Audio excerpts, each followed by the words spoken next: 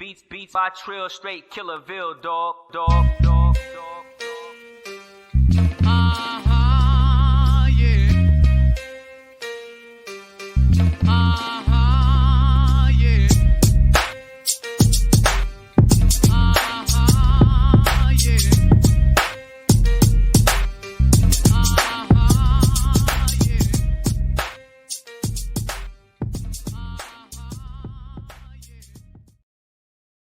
What's good? I'm back. Yours truly, one and only Paul Pickett, host of the Paul Pickett Podcast, aka Triple P, aka the Common Sense Podcast, your source for music, sports, politics, world events, and much, much more. Today, I'm going to react to a video about Travis Scott's ex-manager saying that he basically used bots on Soundcloud. But before we get into that, I want to give you a word from Dizzle brand premium luxury liqueur.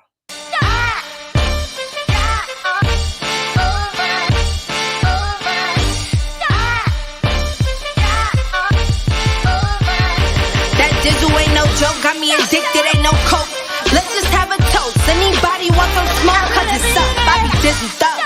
Catch me sipping with my double cup. Can't just have one, you gotta double up. You pour it, gotta watch it bubble up. I ain't gon' lie, I cannot get enough.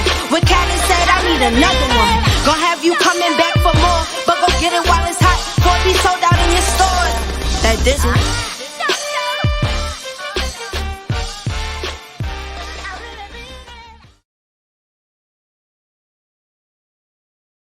That's right, that Dizzle. You see the logo up there in the right-hand corner, and you can Dizzle too. Dizzle is a premium luxury liqueur mixed with agave tequila, cognac, and orange liquor mango mix. Just throw your Dizzle on ice, and it's nice. If you want to order your very own bottle or bottles of Dizzle premium luxury liqueur, go to dizzlebrand.com, click on our locations, click on one of the top 3 website links. I recommend Emilio's Beverage. Must be 21 and over. Shipping and handling is included. Below that is locations in California, Arkansas, Oklahoma, and Kansas. And also there's a link on the homepage as well that says order online. And that will take you to Emilio's Beverage. Don't forget we got the Dizzle brand merch. Get Dizzle brand merch at dizzlebrand.com and etsy.com, etsy.com. Search for Dizzle brand. Go to etsy.com/shop/Dizzle brand. All right, let's get into it. Man, some quick hits, but I definitely got to play this because we've been wanting to play this for a couple weeks. Travis Scott with the bots. If y'all want to know how his Travis old got manager, big, man, he used bots, man. He's in nothing else. That's all that happened. This clip is crazy. Yeah, it's about to shatter some hopes and beliefs and reinforce some of y'all conspiracy theories. Check this out. I know that's right. his old manager, Stephen Morris, admitted that he hacked the SoundCloud system when Travis was coming up to... First, my name's Shane Morris, not Stephen Morris, and I didn't really hack the SoundCloud system as much as deploy a lot of bots, and I'll show you how I did it right now. Turnkey cloud server of your choice. I like Ubuntu 2204, $6 a month. Firefox doesn't depend upon Wayland, so you'll need to run Xorg.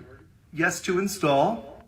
Run sudo apt update and sudo apt upgrade. As a technical note, you can also run Ubuntu inside a container if you want to do that. I recommend Docker, and then you could redeploy them with Docker Swarm, and you could scale this almost infinitely. Anyway, if you know what I mean, you know what I mean. Sudo. Nobody knows what the hell he means. He wasn't speaking English. Apt install X init. It'll install. It takes. All right, I don't want people's brains to fry. Just listen to this. I don't know what he's saying, bro. Especially for y'all who are just potting, like you can't see it.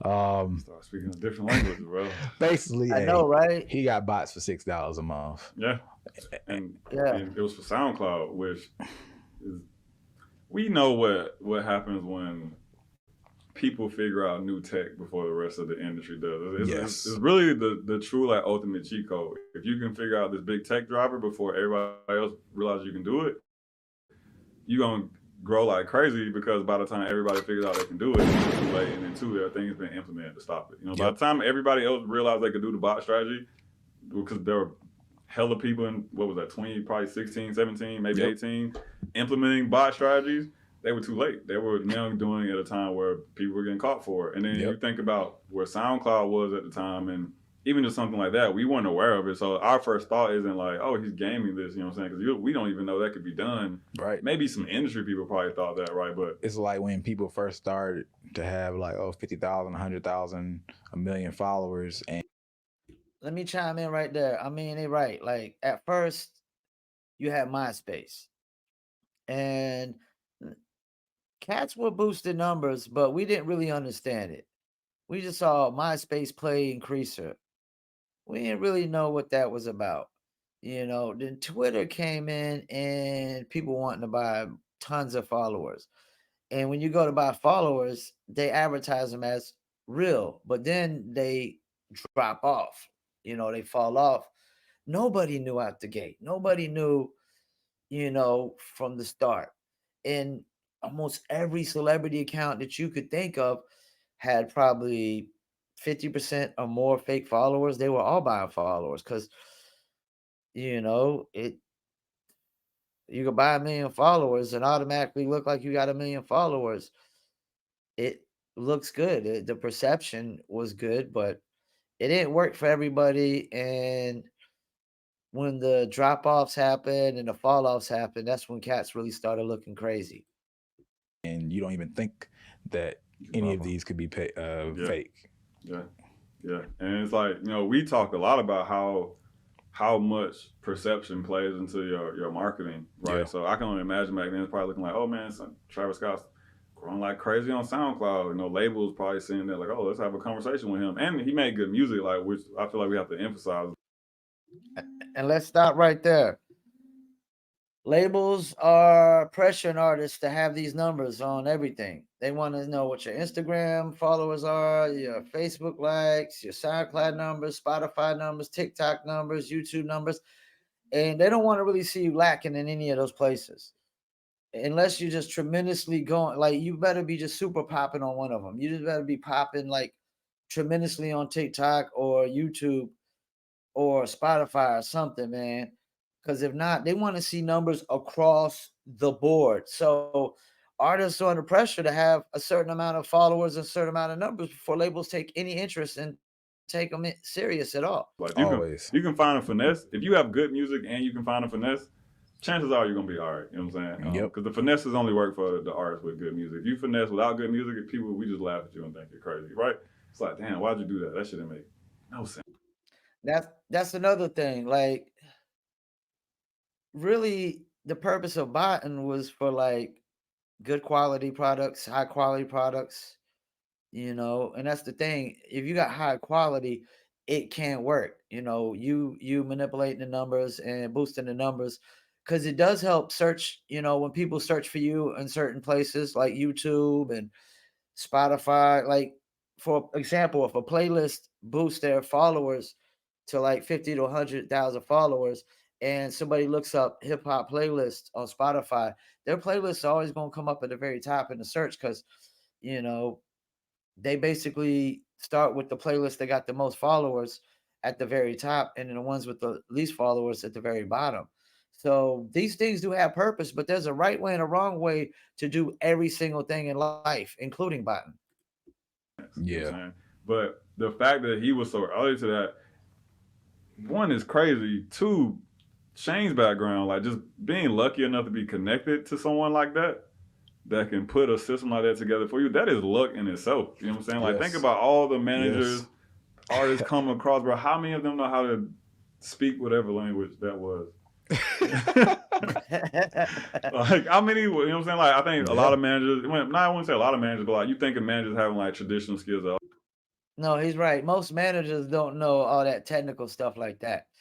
Most managers, their job is to just get you interviews and shows and get you investors and sponsors and press and things of that nature, you know. But knowing all this technical bot stuff, nah, that's not necessarily always their cup of tea. They probably understand record contracts and you know, relationships, which probably all things I'm sure he understood at the time as well. But then it's like, hey, my manager has this one very unique skill set that most of y'all managers probably don't have, and we about to gas this shit.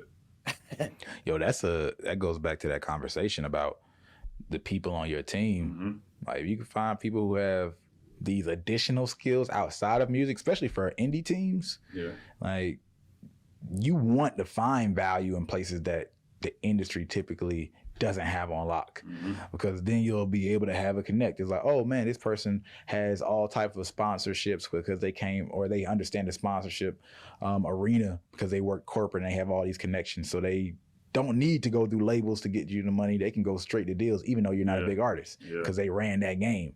All right. Or they might be from tech, or they got a whole bunch of tech friends, so they can code and hack to do certain things. There's all these other seemingly obscure talents that you can apply to you. And if you look at your team, if you can find a couple of folks like that who have different arenas and backgrounds to add towards the standard that's required in music, that's when you start doing stuff different, right? That's when you are early to something like NFTs, because they're just in NFTs. And let me stop him real quick. And onto the team thing, that's the thing. Everybody's got to have a role and know their role and willing to stay within their role. Some people, like, they want to, not be satisfied with their role and want to be the star of the show all the time. And typically on a team, there's one star of the show and everybody else is just playing different roles, but everybody can get rich together. You know what I'm saying? Everybody can make money together.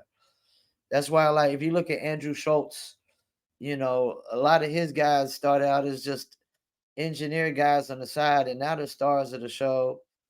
Same thing with like Himbo on like Greeny. Like, he started out as a guy who just, got on the internet, searched information out, things that they didn't know, and now he's actually part of the show. Same thing with the Circle of Kings. Like, I just play engineer, on that, and eventually I'll come into that and be part of the show. But Big Face is the star of the show for Circle of Kings. You got Paul Pickett Podcast. It's just me, so I'm solo. I gotta be the star of the show. Live from Vietnam. I mean, everybody's trying to be the star of the show when you got 5 people on the podcast at once, or everybody's trying to get their voice in, get their voice heard, and whatnot. So everybody got to know their role as a team and be willing to play within their role and stay within the limits of their role, and not get to a point where they're unsatisfied and they feel like they gotta do somebody else's role. And you're able to do it right. Not like, oh, I just tried to drop something and nothing really happened, or I did a little scam, but no, you did the thing right. That's what Snoop Dogg is doing so well. He knows how to keep people who understand these other categories outside of music around him, however he's doing it, right? Like, we already know for him to discover our boy, and hop on a track with, can we even say that? I feel like not yet. Yeah. Like, but to even understand and find that he existed at that level and hop on a track, right? Yeah. It's crazy. You know what I mean? Yeah. So that's something that's valuable at every single level. And for those who are hearing this, I'll just leave it at that. Like, yes, even somebody at Snoop Dogg, like at that level, right? Typically, to stay at that level, you are keeping your ears to the street in some way, whether that's the street on the internet, and you understand that very well, because you got to think Snoop Dogg also been doing the YouTube show for so long. Like, his digital game is crazy. Stupid for an artist his size. There's nobody moving like that at that size. Like, he's moving in a true, like, indie, organic, grassroots way. And no pun intended, because he's definitely on the grass while he's getting to the root of things. Snoop Dogg literally has more commercials than anybody I know, except maybe Shaq. And Snoop is high all day long, and he still get all the work done, still grinding every single day. And yeah, Snoop, I mean, everybody loves Snoop. Everybody loves Snoop. And I've definitely heard enough on this one that bots, man, they've been around since MySpace. They've been around since Twitter, Facebook, Instagram. But that's why I love TikTok the most, because what's the aspect of TikTok that's not being botted, and that's the dance challenges and the challenges when actual real people go on there and duetting your challenges or duetting your videos and things. If people could bot on TikTok, but it's worthless, it ain't gonna do nothing. Like the people that are popping on TikTok is because they just posted content, 2 to 3 posts every day. They're interacting. Going live is really good on TikTok. I seen a dude the other day, 2,000 followers went live and had at least 10,000 likes on the live. So that means a lot more viewers than 2,000 and whatnot. But botting is not going nowhere, even with Spotify's changes. They say Spotify says they're cracking down on the botting is why they're doing it, and these little 30-second song clips that people uploaded. But it's not just that. It's also that Spotify hasn't made a single profit. They're like the WNBA. They're not making a profit. So, excuse me, about to burp. If you cut out 2/3 of your royalty payouts, I mean, maybe you can make a profit. Who knows? Who knows? You cut out 2/3 of your royalties payouts, maybe you can make a profit. And they're about to do that anyways. And I don't think the bot is going to go nowhere. I think it'll get more desperate. Like if an artist has a 10-track album and they only get 900 plays and they're required for 1,000 plays within 365 days to meet the threshold to be monetized, and they feel like they can't get over that 1,000 plays on each song, well, they might go and just decide to buy, 1,000 plays and spread over the album to get over that threshold. I don't think, it's going to eliminate botting one bit. I think botting will just, even the brand man I was just reacting to, if you watch his channel, and definitely watch his channel, he got a lot of good stuff on there. They definitely say that, explain that there's a purpose of botting, and that botting can work for some people, but it doesn't work for everybody. Just like when what's my man that blew up on Lil Nas X blew up on TikTok. Everybody think they could blow up on TikTok just the way he did it. No, you can't blow up the same way he did it, but you can possibly blow up on TikTok. You just might have to blow up a different way. You might have to do a different challenge or go with different influencers, things of that nature. The devil's in the details. If you're trying to do something that somebody else did, like you see somebody else blow up on something, you can't blow up the same way they blew up if the devil's not in the details. Same thing with 50 Cent on the mixtapes. Everybody thought they could blow up on mixtapes like 50 Cent. Well, they didn't realize 50 Cent was pushing about $50,000 worth of mixtapes every week or 2 weeks. You can't just do what the next man does unless you know all the details. The devil's in the details. Once again, I want to thank you for tuning in to another episode of the Paul Pickett Podcast. And botting is nothing new. I'm not surprised that Travis Scott's manager came out and said that he bought it. I just think, like, why are you dry snitching? Why are you snitching on yourself? Why are you telling on yourself? Why are you fucking it up for Travis Scott now, making him look crazy? Like, people gonna have it thinking like he got there with all fake plays, but you can't get to where Travis Scott is at and not have fan base. You can't be selling out lines at the door in McDonald's to go buy your shitty ass combo selection, because all the combo selections are shitty at McDonald's. You can't be having lines at the door to go buy a shitty ass combo at McDonald's unless you got fan base. So yeah, they might have manipulated the number. And before I go, labels been doing that forever. Labels buying albums to boost the record sales and give them away free. Labels been doing payola forever. Back in the days when they had to break the early black artists on radio, they gave them two options. They'd send like mob guys and be like, yo, you either take this money to break the record.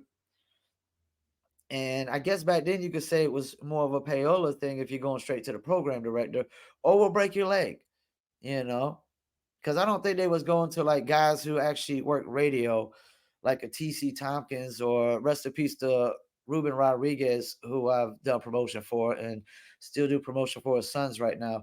I don't think they were going to radio guys like them and saying, hey, take the money or break the legs. I think they were going to the program directors, because it all, the root cause of why they weren't playing black music on radio really lied with corporate radio and the program directors and things of that nature, showing prejudice and racism towards the black artists at the time. So they're bringing like Italian mob guys to give them an option.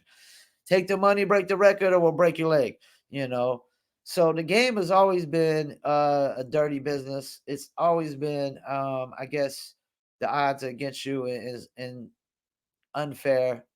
And I know they're trying to make it even more unfair with this new Spotify royalty changes and whatnot. But I don't think botting is going nowhere. I think people will adjust and change. I just think they need to be more wary and more careful of who they pay for promo and things of that nature.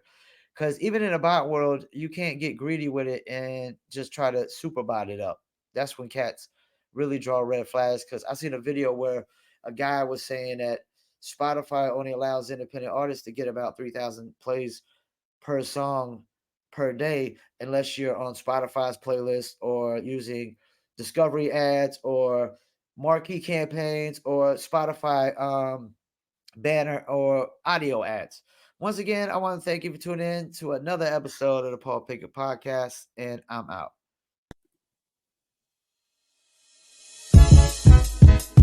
I